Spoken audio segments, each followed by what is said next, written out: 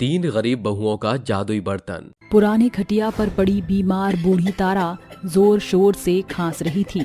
वहीं उसकी तीनों बेवा बहुएं जूही, मधु, सीता उसके पास बैठी हुई थी। जीजी, सासू माँ की हालत तो धीरे धीरे बिगड़ती ही जा रही है, हमें इन्हें अस्पताल ले जाना पड़ेगा। ठहर जा बहू, अब बहुत देर हो चुकी है, मेरे अंदर चंद सांसें बची हैं। माँ जी, भगवान के लिए ऐसा मत कहिए, आपको अपनी बहू के लिए जीना होगा। हाँ माँ जी, अगर आपका साथ रहेगा हाँ, तो हम तीनों बहू इस गरीबी को भी मात दे जाएंगी।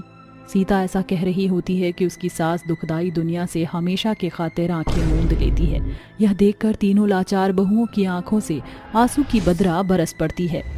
माँ जी उठिए ना, अपनी गरीब बहू पर ऐसा गजब मत ढाइए माँ जी। सीता, जी मुर्दे जागते नहीं, सिर्फ जलते हैं। अब हम तीनों बहुओं को ही माँ जी का दाह संस्कार करना होगा, मगर हमारे पास तो एक खोटा सिक्का भी नहीं, ऐसे गरीबी में हम लकड़ियां कहाँ से लाएंगे। सीता अपने आंसू पोंछ कर लाला लाजपत के पास आती है। लाला जी, मेरी मदद कीजिए, मेरी सास का देहांत हो गया है, दाह संस्कार करने के लिए कुछ पैसे उधार के तौर पर दे दीजिए। अरे लाला सिर्फ लाभ के लिए उधारी देता है, और तुम तीनों बहुत तो पहले घनघोर गरीबी में दिन काट रही हो, तो कैसे चुकता करोगी? मूल और ब्याज कुछ गिरवी धरो और ले जाओ पैसे। मगर मेरे पास तो कुछ भी नहीं। अरे जाने जहां, मेरी नजर से देखो तो तुम्हारे पास गिरवी रखने को बहुत कुछ है। लाजपत की बेढंग बातें सुनकर सीता फौरन उसके बुरे मंसूबे भांप जाती है और कहती है, तो है तुझ पर लाला, मुझे नहीं मालूम था कि तू नियत का इतना खोटा है। सीता रोते हुए अपने घर वापस लौटकर अपनी सास के शव से लिपट कर कहती है, हमें भी अपने साथ ले चलो सासू माँ, यह दुनिया दरिंदगी से भरी हुई है, जहाँ सुनार से लेकर सूबेदार तक औरतों का दामन दागदार करने और उन्हें फाड़ खाने को दौड़ते हैं। जैसे तैसे तीनों बहू हिम्मत बांधकर अपनी सास का अंतिम संस्कार करके घर लौटती हैं। गरीब बहू अपनी सास को याद करके रात भर रोते हुए बिता देती है। ऐसे ही 2 दिन बीत जाते हैं। जीजी, ऐसे हाथ पर हाथ धरे कब तक बैठे रहेंगे? मैं रसोई में जाकर देखती कुछ बनाने को है कि नहीं। जूही रसोई घर में जाकर सभी डिब्बे टटोलने लगती है।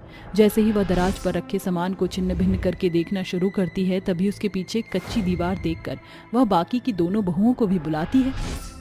सीता, जीजी, मधु, जल्दी आओ। क्या हुआ जूही? ये कैसी दीवार है? यही तो जानना है। तीनों बहुएं दीवार तोड़ने लगती हैं। दीवार के अंदर एक चौरस जगह में 3 बर्तन होते हैं, जिसके 1 चम्मच, 1 थाली और एक जादुई कढ़ाई थी, जिसके साथ उन्हें एक चिट्ठी मिलती है। मैं जानती हूँ तुम यह चिट्ठी पढ़ रहे हो। जिसे तुम देख रहे हो यह तीनों जादुई बर्तन हैं। इस जादुई थाली में तुम जो भी पकवान गढ़कर इस जादुई कढ़ाई को जलते हुए चूल्हे पर चढ़ाकर इसमें ये जादुई चम्मच 4 बार घुमाओगी तो तुम्हारे मन के जो भी भले मनोरथों होंगे वह पूरे हो जाएंगे। ये जादुई बर्तन कैसे हो सकते हैं, क्योंकि ये तीनों बर्तन तो पुख्ता तौर से पीतल के हैं। मगर मधु, इस चिट्ठी में लिखा है कि यह जादुई बर्तन है, हमें एक बार इन तीनों बर्तनों पर अपना पैतरा पैरवी आजमाना चाहिए। तीनों गरीब बहुएं डिब्बे टटोल कर अनाज बटोरने लगती हैं। जैसे तैसे वो 100 ग्राम चावल इकट्ठा करके उसे जादुई थाली में उड़ेल कर उसे बिन चुन कर तैयार करती हैं। जिसके बाद जूही चूल्हा जलाकर कढ़ाई गर्म होने का इंतजार करती है और उन चावलों को जादुई कढ़ाई में डालकर जादुई चम्मच 4 बार घुमाते हुए कहती है, मेरे तीनों जादुई बर्तन, क्या तुम इस चावल को बिरयानी में बदल सकते हो? जैसे ही जादुई कढ़ाई में चम्मच का 4 चक्र पूरा होता है, एक तेजो में सुनहरी प्रकिरण तीनों जादुई बर्तन के चारों ओर उमड़ते घुमड़ते हुए सोने के बर्तन में बदल देती है, जिसके साथ वह तीनों बर्तन बड़े आकार में बदल जाते हैं और कढ़ाई जायकेदार बिरयानी से लबालब भर जाती है। ये तो कमाल हो गया, ये तीनों बर्तन तो सच में जादुई बर्तन निकले, वो भी खरे सोने के। इसके बाद तीनों गरीब बहुएं जादुई बर्तन में बने बिरयानी का लुत्फ उठाते हुए तीनों जादुई बर्तन को बढ़ चढ़कर बड़ाई करने लगती हैं। अरे ये बिरयानी तो बड़ी ही स्वादिष्ट है। हाँ, इस बिरयानी के बेहतर स्वाद को चखकर मुझे एक तरकीब सूझी है। इन तीनों जादुई बर्तन से हम बहुएं इस गरीबी के गढ़ को ढा सकती हैं। मगर कैसे? अगर हम तीनों जादुई बर्तन में बने खाने का स्वाद लोगों के मुंह तक पहुंचा दें, तो लोग रोजाना इन जादुई बर्तन में बने खाने का चटकारा लगाने आया करेंगे, जिससे हमें अच्छी खासी कमाई कर पाएंगे। सीता का सुझाव मधु और जूही को भी जच जाता है। अगले दिन, जीजी, अनाज के खत्ते तो एकदम खाली हो गए हैं, बगैर अन्न की बारी के यह जादुई थाली तो काम ही नहीं करेगी। विश्वास रखो, कुछ न कुछ जरूर मिलेगा। फिर तीनों गरीब बहुएं आंखें गड़ाए रसोई में अनाज खोजती हैं। तभी मधु को एक मक्के का दाना मिलता है। देखो जीजी, मुझे एक मकई का दाना मिला, इससे बात बन जाएगी। सीता मकई के दाने को जादुई थाली में रख छोड़ती है। तभी वह जादुई थाली सोने की विशाल थाली में बदलकर ढेर सारे मकई के 2 दानों में बदल जाती है और थाली के ओट पर मुंह, नाक, आंख और कान कायम होते हैं और जादुई थाली कहती है, तुम तीनों थोड़े में ही विश्वास योग्य रही, इसलिए मैं तुम्हें बहुतेरे का वारिस बनाती हूँ। इसके बाद सीता मकई के दानों को जादुई कढ़ाई में डालकर जादुई चम्मच से 4 बार घुमाकर कहती है, हमारे जादुई बर्तन, मुझे इस मकई की रोटियां चाहिए। तभी वे दोनों बर्तन भी सोने के बड़े बर्तनों में बदल जाते हैं और कढ़ाई के अंदर से मक्के की रोटियों का थाक थाली में सज जाता है और तीनों बहू आंगन के पनपे हुए सरसों के पत्ते से साग बनाकर उन्हें ठेले पर रखकर बाजार के नुक्कड़ पर खड़ी होकर बेचने लगती हैं। गर्मा गर्म मक्के की रोटी और सरसों का साग खा लो, एक बार खाओगे बार बार आओगे। मक्के की रोटी की खुशबू पूरे बाजार में फैल जाती है, जिसके बाद लोग मक्के की रोटियों का लुत्फ उठाने के लिए लंबी चौड़ी लाइन लगा लेते हैं। अरे मुझे तो मक्के की रोटी और सरसों का साग खाना है। तीनों बहुएं मक्के की रोटी और सरसों के साग से सजी थाली ग्राहकों को देने लगती हैं। अरे वाह, क्या बात है, तुम तीनों के हाथ में तो जादू है। अरे पुराने दौर की यादें ताजा हो गई। हाँ दामोदर, ये खाना इतना मजेदार है जैसे कि जिन्न ने इसमें अपना जादू उतार दिया। पेट भर गया मगर मन है कि भरता नहीं। लोगों के मुंह से तारीफ सुनकर तीनों मन ही मन मुस्कुराने लगती हैं, क्योंकि वह जानती थीं कि खाने में जादू उनके जादुई बर्तन के कारण जो था, उस रोज उनकी खूब कमाई होती है। ऐसे ही हर एक दिन वह अपने जादुई 3 बर्तन में भांति भांति के खाने का तड़का लगाती हैं, जिससे उनकी कमाई हर दिन औसतन बढ़ती गई, जिससे उन्होंने सुंदर सा घर बना लिया। जीजी, कल तक हम तीनों बहू दाने दाने पर मोहताज थी और आज इस आलीशान घर की मालकिन है। हाँ मधु, ये सब कुछ हमारे 3 जादुई बर्तन से मुकम्मल हुआ है। हाँ, अगर यह जादुई बर्तन हमें नहीं मिलते तो हमारे हाथों में भीख का कटोरा होता। अब तक हम बहुओं ने अपनी जादुई बर्तन का प्रयोग पैसे कमाने के लिए किया, क्यों ना आज गरीबों को खाना खिलाकर पुण्य बटोरे। हाँ, ये उच्च विचार है। तीनों बहुएं अपने जादुई बर्तन का प्रयोग करती हैं। ए हमारे जादुई बर्तन, इन अनाजों को ग्रहण करके अपने भीतर से 56 भोग बरसाओ। जैसे ही वह प्रक्रिया समाप्त करती हैं, तीनों बर्तन पर तेजों में सुनहरी रोशनी प्रकट होकर उन्हें सोने में बदल देती है, जिन्हें लेकर बहुएं राहगीर गरीबों और मंदिर के सीढ़ियों पर बैठी भिखारियों में बांटती हैं। ये कहानी हमें ये सीख देती है कि परिस्थितियां हमेशा एक समान नहीं रहती। जीवन के संगम में कभी खुशियों की बेला तो कभी गम के बादलों का आना जाना लगा रहता है। बादलों पर जादुई सोने की बैंगन की खेती। बहुत बरस पहले ही सोना की माँ रेवा की गंभीर बीमारी के चलते मौत हो चुकी थी। ऐसे में कच्ची उम्र में ही 9 साल की नन्ही सोना के कंधे चूल्हे चौके के बोझ तले दब गए। उसका पिता हरिया के हाथों में खेती बाड़ी की कला कूट कूट कर भरी हुई थी। वह लोगों के खेतों में बटाईदार के तौर पर खेती करके 2 वक्त की भूख का बंदोबस्त कर पाता था। कई साल बीत चुके थे। सोना अब 17 साल की हो चुकी थी। देर रात वह ओट पर बैठी हरिया के लौटने की बाट जोह रही थी। अंधेरा घिराया, अब तक बाबूजी घर नहीं आए। कहीं इस जाड़े के पुरवाई बयार में उनकी तबीयत तो नहीं बिगड़ गई। अचानक सोना की नजर ठंड में ठिठुरते हुए चले आ रहे हरिया पर जाती है। अरे सोना बिटिया, इतनी सर्दी में तू बाहर काहे बैठी है? आपकी राह देख रही थी बाबूजी। फिर सोना अपने पिता को खाना परोसती है। तभी अपने पिता के चेहरे पर चिंता की उभरी शिकंज देखकर सोना पूछती है, क्या बात है बाबूजी? मैं देख रही हूँ आप भीतर ही भीतर किसी चिंता में घुले जा रहे हैं। अरे ऐसा कुछ नहीं बिटिया, बस थोड़ा थक गया हूँ। हरिया आधा अधूरा खाना खाकर थाली से उठकर बिछौना धर लेता है। सोना भी सो जाती है। तभी देर रात जाग रहा हरिया हताश मन से कहता है, अब मैं तुझे कैसे बताऊं मेरी बच्ची कि तेरे गरीब बाबूजी के कंधे सूदखोर सूबेदारों के कर्ज तले दब गए हैं। बरस भर के भीतर तू 18 बरस की हो जाएगी। ऐसे में कैसे करूंगा तेरा ब्याह? बेटी के जवान होने की खबर घर से पहले जग जान जाता है। सारी रात हरिया की आंखों से बहते आंसू बिछौने को भिगो रहे होते हैं। गरीबी की गहराई उसे इस कदर जकड़ती है कि उस रात वह मौत के फाटक के पार पहुंच जाता है। अगली सुबह बाबूजी उठिए, सुबह हो गई है। बाबूजी उठिए ना, बाबूजी। इस तरह पिता की मौत के बाद सोना एकदम अकेली हो जाती है। 2 दिन बीत चुके थे। एक रोज काले गहरे बादलों का काफिला गांव में घिराता है, जिसके साथ बरसात के साथ सुंदर सी परी सोना के घर के बाहर नाच रही होती है। तभी सोना की सिसकियां सुनकर वह खिड़की से भीतर झांकती है। मुझे बहुत जोरों की भूख लगी है। सब्र का बांध अब साथ छोड़ रहा है, मगर मैं क्या खाऊं? अनाज के खत्ते तो एकदम खाली है। ऐसे में मेरे पास पाव भर आटे दाल का पैसा भी नहीं। सोना को फूट फूट कर रोता देखकर परी उसके पास आकर बोलती है, सोना तुम क्यों रो रही हो? तुम्हारे अपने कहाँ हैं? पहले तो परी को देखकर सोना अचकची रह जाती है और फिर कहती है, मेरी माँ बाबूजी तो मिट्टी में मिल गए। मेरे बाबा किसानी किया करते थे, बावजूद इसके हमारे पास गांव में गज भर जमीन भी नहीं। न मेरे पास खाने को दाना पानी है, न घर भाड़ा देने को एक खोटा सिक्का। चिंता ना करो सोना, चलो मेरे साथ। जैसे ही परी अपनी जादुई छड़ी सोना पर घुमाती है, सोना उड़ने लगती है, जिसके बाद वह परी के साथ हवा में बढ़ने लगती है। तभी परी को एक किसान खेत में बैंगन के बीज बोता दिखाई पड़ता है। परी अपनी जादुई छड़ी से बीजों की पोटली खींचकर चल पड़ती है। परी रानी, हम कहाँ जा रहे हैं? बादलों के पार, जहाँ करेंगे हम जादुई सुनहरे बैगन की खेती। युप्पी! कुछ ही पलों में परी सोना को लेकर बादल पर पहुंच जाती है। परी रानी, अब मुझे क्या करना होगा? सोना, तुम्हें इन बैंगन के बीजों को हर एक बादल में बोना है, फिर देखना जिन्नी का जादू। परी के कहे अनुसार सोना हर एक बादलों में बैंगन के बीजों की बुआई करने लगती है, जिसके बाद परी बादल पर अपनी जादुई छड़ी घुमा देती है। देखते ही देखते बीज अंकुर बनकर फूट पड़ते हैं। ये क्या था? जब हम धरती में बीज बोते हैं तो अंकुर फूटने में 1 सप्ताह का समय खिंच जाता है और बैंगन का पेड़ बनने में तो महीनों का पड़ाव पार हो जाता है।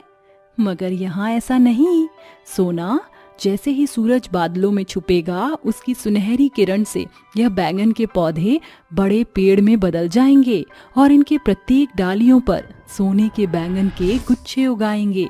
थोड़ी देर में सूरज ढलकर बादलों में घुल मिल जाता है, जिसके साथ सभी नन्हे पौधे बड़े बैंगन के पेड़ में बदल जाते हैं और हर एक ढाल में चमचमाते बैंगन उग जाते हैं। आगे बढ़ो सोना, और अंधेरा गिरने से पहले इन जादुई सोने के बैंगन को तोड़ लो, वरना ये जादुई सुनहरे बैंगन गांच के साथ गायब हो जाएंगे। सोना सारे सोने के बैंगन तोड़कर परी के दिए टोकरी में भर लेती है, जिसके बाद परी उसे रात के अंधेरे में घर पहुंचा देती है। अच्छा सोना, मैं जाती हूँ। एक बात याद रहे, ये सारे सोने के बैंगन मत बेचना, एक हमेशा अपने पास रखना, ताकि मैं इस बैंगन से बादलों के पार से तुम्हारी आवाज सुन सकूं। अगली सुबह सोना एक सुनहरा बैंगन बचाकर सारे सोने के बैंगन बेचकर अपने खाने के लिए खूब सारे अनाज खरीद लेती है। उस रात सोना भरपेट खाना खाकर मजे की नींद सोती है। धीरे धीरे सारा अनाज खाली हो जाने पर सोना परी को पुकारती है। परी ने कहा था, इस जादुई बैंगन की आवाज बादलों के पार जाएगी। परी रानी, मुझे आपकी मदद चाहिए। इतने में परी सोना के सामने प्रकट होकर कहती है, कहो क्या हुआ सोना? परी रानी, मुझे और जादुई बैगन चाहिए, क्योंकि मेरे अनाज के खत्ते खाली हो चुके हैं और घर के ऊपर ये जो छप्पर की छत चढ़ी है, जो सावन भादों में कहर ढाती है, इसकी कच्ची दीवार भी कब ढह जाए, इसकी कोई आशा नहीं, इसलिए मैं इसे भी बदलना चाहती हूँ। सोना की मदद के लिए परी उसे दोबारा बादलों पर लाती है। ये लो सोना, इन बैंगन के बीजों को प्रत्येक बादलों में बो दो, ताकि हम नए सिरे से खेती करें। सोना सतर्कता से हर एक बादलों में बैंगन के बीजों की बुआई करती है, जिसके बाद परी जिन्नी के जादू से उनमें से अंकुर फूटकर बारीक पौधे में बदल जाते हैं और सूरज की सुनहरी किरण बादलों में छिपने के साथ वह बड़े पेड़ में बदलकर सैकड़ों सोने के चमचमाते बैंगन से लग जाते हैं।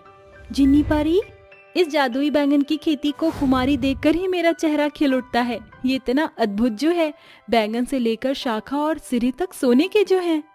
जाओ सोना, जल्दी से इन जादुई बैंगन की खेती से अपनी जरूरतें पूरी करो। सोना झटपट से सारे बैंगन तोड़कर उन्हें टोकरी में रख लेती है, जिसके बाद परी उसे रात में गांव में छोड़ आती है। अगली सुबह सोना वह बैंगन को छोड़कर बाकी सभी सोने के बैंगन सुनार के हाथों बेच देती है, जिसके बदले में उसे बड़ी रकम मिलती है। मगर बदकिस्मती से पौ फटते ही जेठालाल उसका किवाड़ पीटता हुआ कहता है, अरे ओ कर्जखोर की बेटी, कहाँ है? जल्दी बाहर निकल। जेठालाल जी, आप यहाँ? हाँ मैं। जल्दी से उठा अपनी गठरी और पकड़ ले दूजी डगरी, क्योंकि तेरे बाप हरिया ने मेरे पास इस घर को गिरवी रखकर 1 लाख रुपए नकद लिया था। अब ये जमीन मैं जब्त करूंगा। आप यहीं रुकिए, मैं अभी आई। सोना ने बादलों पर जितनी जादुई बैंगन की खेती की थी, उसके सारे पैसे वह जेठालाल को देकर अपने घर को दाव पर लगने से बचा लेती है और एक बार फिर परी को पुकारती है, जिनी परी, मेरे पास आओ, मुझे तुम्हारी जरूरत है। फिर परी प्रकट होती है। सोना उसे सब कुछ बताती है, तभी उसकी आंखें डबडबा जाती हैं। जिनी परी, ये घर सिर्फ जमीन का टुकड़ा नहीं, यहाँ मेरा बचपन बीता है। माँ बाबूजी संग बीती वो बेशकीमती यादें भी कभी धुंधली नहीं होंगी। सोना, तुम्हारे पास यह तीसरा और अंतिम मौका है। आज तुम बादलों पर आखिरी बार जादुई सोने के बैंगन की खेती कर सकोगी। चलो। थोड़ी ही देर में वह बादलों पर आते हैं। सोना परी के द्वारा दिए बैंगन के बीज दूर दूर तक दिख रहे बादलों में बो देती है, जिससे अंकुर फूटकर पौधे निकल आते हैं और सूरज के बादलों में छिपते ही जादुई बैंगन की खेती उपन पड़ती है। हर एक बैंगन के गाछ में बहुतायत सोने के बैंगन के गुच्छे लद जाते हैं, जिसे देखकर गरीब सोना की आंखें चमक उठती हैं और वह उन्हें लेकर गाँव लौट आती है, जिसे न सिर्फ वह सुंदर घर की नींव धरती है, बल्कि गांव में कई बीघा जमीन खरीदकर बैंगन की खेती करके एक समृद्ध किसान की छवि बना लेती है। एक काली भाभी की 4 गोरी ननद। घड़ी में सुबह के 10 बज चुके थे। कलावती की चारों बेटियां स्नेहा, श्रुति, गरिमा और गिन्नी खाने की मेज पर बैठी हुई चम्मच और कांटे बजाते हुए चिल्ला रही थी, हमारी मांगे पूरी करो, पूरी करो, पूरी करो, हम भूखों को खाना दो, खाना दो, खाना दो। इतने में उनकी माँ कलावती बेलन लिए हुए गुस्से में बुदबुदाती हुई हॉल में आकर कहती हैं, जब देखो मेरी ये बेगैरत बेटियां घर को अनशन के मैदान में बदल देती हैं। आज इन चारों को तबीयत से ना सुता तो मैं भी इनकी माँ नहीं। अरे ठहर जाओ मेरी निकम्मी निकट्टू बेटियों, भागती कहाँ हूँ? आज मैं तुम चारों का चौथा किए दूंगी, तभी जाकर चिमकाड़ी की तरह चिल्लाना छूटेगा तुम्हारा। कलावती का गुस्सा देखकर श्रुति, स्नेहा, गिन्नी तो अपने कमरे में दुबक जाती हैं, मगर गरिमा उसके हाथ आ जाती है। इतनी गोरी चिट्टी होने के बावजूद सारा दिन चेहरे की लीपा पोती में लगी रहती हो। मजाल नहीं कि एक तिनका भी हिला दे, बस कुत्ते बिल्ली की तरह टेबल बजवा लो। आज तेरी खैर नहीं। माते, मुझे माफ कर दो। माते की लाते नहीं खानी तो बुला कर ला लाडो रानियों को। फिर चारों बहनें कतार में खड़ी हो जाती हैं। गौर से सुनो, अब तुम चारों बहनें फुहरता का चोला उतार कर फुर्ती का फेटा बांध लो। गिन्नी और गरिमा, रसोई घर का बर्तन चौका से लेकर खाना बनाने की जिम्मेदारी तुम्हारी है। श्रुति और स्नेहा, घर की साफ सफाई की जिम्मेदारी तुम संभालोगी। क्या? जी हाँ माँ, ये बर्तन चौका मेरे बस की नहीं। बर्तन मांजने से मेरे सुंदर नाखूनों की बलि चढ़ जाएगी, इस मेरे सुंदर गोरे हाथों की शोभा बिगड़ जाएगी। माँ, मुझसे भी सफाई नहीं होगी। बेहतर होगा कि आप सस्ती सी कोई शन्नो या शांताबाई बुला लो। जस्ट इमेजिन माँ, कैसा लगेगा जब आपकी चारों गोरी चिट्टी बेटियों के हाथ में मेकअप ब्लशर की बजाय पोछा और वाइपर हो। इससे बेहतर तो आप बहू ले आओ, आपको बाई मिल जाएगी और हमें भी भाभी मिल जाएगी। मेरी बेअकल बेटियों ने बात तो एकदम पते की कही है। ऋतिक भी 25 का पड़ाव पार कर चुका है, अब उसकी शादी कर ही देनी चाहिए। अभी कलावती ऐसा सोच ही रही होती है कि अचानक उसका बेटा ऋतिक अपनी पत्नी कोहिना के साथ दरवाजे पर दस्तक देता है। तभी कलावती कहती है, ऋतिक, ये तूने शादी का जोड़ा क्यों पहना हुआ है और ये किस घूंघट वाली को हमारे घर उठा लाया है? माँ, ये कोहिना है, मेरी बीवी और आपकी बहू। जैसे ही कोहिना अपना घूंघट उठाती है तो कलावती और उसकी चारों बेटियां उसके काले चेहरे को देखकर दंग रह जाते हैं। और तभी उसकी चारों गोरी ननद उसे नीचा दिखाने के लिए बोल पड़ती हैं, अरे कोहिना है या कोयला है? देख लो माँ, भैया ने तो आपके सपनों पर पानी फेर दिया, बिना बैंड बाजे और बारात के ब्याह रचा लिया। भैया, हमने तो सोचा था कि आप अपनी चारों गोरी चिट्टी बहनों से भी सुंदर बीवी लाओगे, दुनिया भर में एक से एक लाजवाब लड़कियां हैं, फिर भी आपने इस काली को घरवाली बना लिया। अरे बंद करो तुम चारों अपनी बेढंग की बातें। अरे क्या गलत कह रही है तेरी बहनें। अरे कभी हंस के साथ कौवे का मेल देखा है? जब आस पड़ोस वालों को पता लगेगा तो ताने कसेंगे कि बेटी इतनी गोरी चिट्टी और बहू इतनी काली। इस पर ऋतिक बगैर कोई जवाब दिए कोहिना को लेकर कमरे की ओर चल देता है। पाँव फटने के साथ कोहिना उठकर सारा काम काज निपटा कर पहली रसोई की रस्म करती है। तभी उसकी चारों ननद और कलावती खाने की मेज पर आकर बैठ जाती हैं। माँ जी ये लीजिए चाय। अरे किस मुंह से तू मुझे अपनी माँ जी कह रही है? बिन बुलाए बाराती की तरह मेरे घर में घुस आई है। माँ जी आपका गुस्सा लाजमी है, मगर मुझे खुद को साबित करने का एक मौका तो दीजिए। बड़े अरमानों से मैंने ये चाय बनाया है, थोड़ी पी लीजिए। ये सुनकर कलावती चाय पी लेती है, मगर उसकी चारों गोरी ननद गुर्राती निगाहों से उसे देखकर कहती हैं, हमारी ब्लैक टी। भाभी अगर तुम्हारी बटरिंग बातें खत्म हो गई हो तो जाकर हमारे लिए ब्लैक कॉफी ले आओ। कोहिना अपनी ननद की कड़वी बातों को नादानी समझकर भूलते हुए उनके लिए ब्लैक कॉफी बनाकर ले आती है और फिर याक श्रुति स्नेहा, ये ब्लैक कॉफी जरूरत से ज्यादा ही काली नहीं लग रही। लगता है इसने कैफीन पाउडर के बजाय अपना काला रंग इसमें उड़ेल दिया है। इतना सुनकर भी कोहिना हाथ मलकर रह जाती है। अब कोहिना अपनी जिम्मेदारियों को बढ़ चढ़ कर निभाने लगी थी, जिसे देखकर कलावती कहती है, बहू मैंने तेरे काले रंग को देखकर तुझे कितना भला बुरा कहा, मगर तू तो कोहिनूर का हीरा निकली। इतनी खरी खोटी सुनकर भी चेहरे पर झूठी खुशी की खिलखिलाहट लिए अंदर ही अंदर घुटती रहती है। तो मेरी भटक तो खुल गई, बस मेरी बिटियाएं भी बदल जाएं। फिक्र मत कीजिए माँ जी, जिस तरह आपका बर्ताव बदल गया, मेरी चारों ननद की नादानियां भी बहुत जल्द खत्म हो जाएंगी। समय गुजरता है। फिर एक दिन, मॉम हम चारों अपनी फ्रेंड्स की पार्टी में जा रहे हैं, कैसा लग रहा है हमारा लुक? अरे ये लीपा पोती और लुक मेरी सोच से परे है, अपनी भाभी से ही पूछ लो। माँ इससे क्या पूछना, जिसे खुद ही पहनने ओढ़ने का दूर दूर तक कोई ड्रेसिंग सेंस नहीं है।